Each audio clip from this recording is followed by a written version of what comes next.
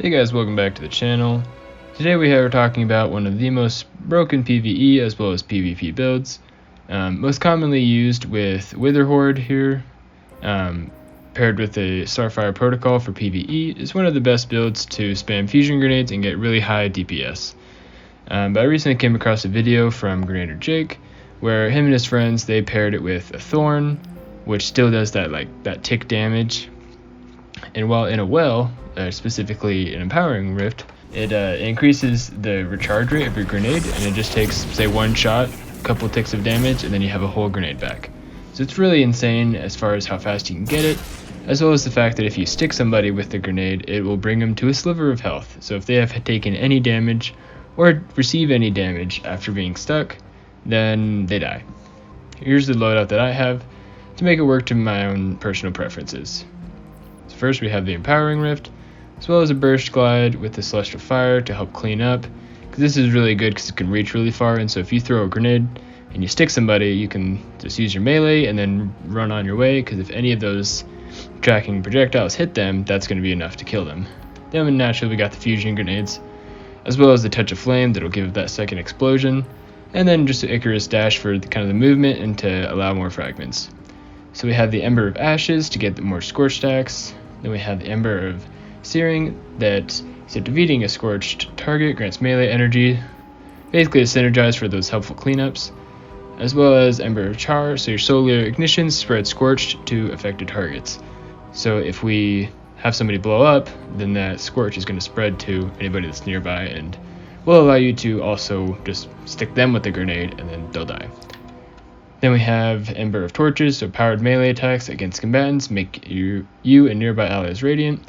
And so this is just to get that extra damage buff and to be radiant, because when you use your melee and you hit somebody, then you can walk into the next battle, or like 1v1 or whatever PvP situation you find yourself in while being radiant, which will definitely help overall on top of an Empowering Rift to get some really easy cleanups. I was pairing it with a Without Remorse using a Threat Detector and Elemental Capacitor, but you can really use whatever you'd like. This part doesn't really matter as much.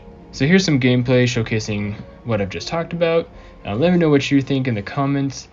Is this build really worth using in PvP as well as PvE, and could this become the next meta? So real quick guys, recently the TWAB leading into Lightfall just released, and in the update they mentioned some changes to the abilities of all of the classes and subclasses and everything.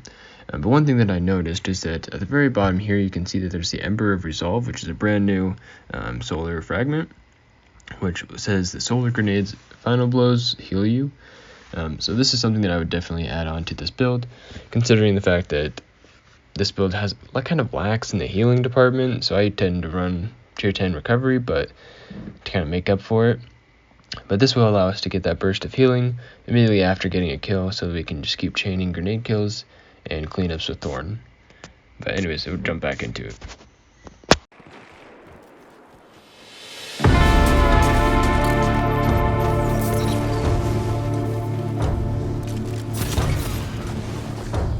Bensound.com. You captured Zone A.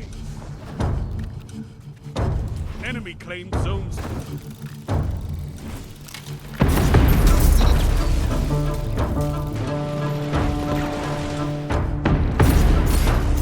Bensound.com.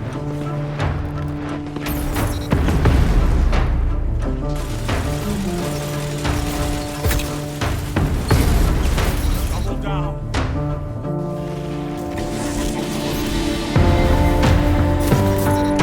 That's one. I love it. Bensound.com.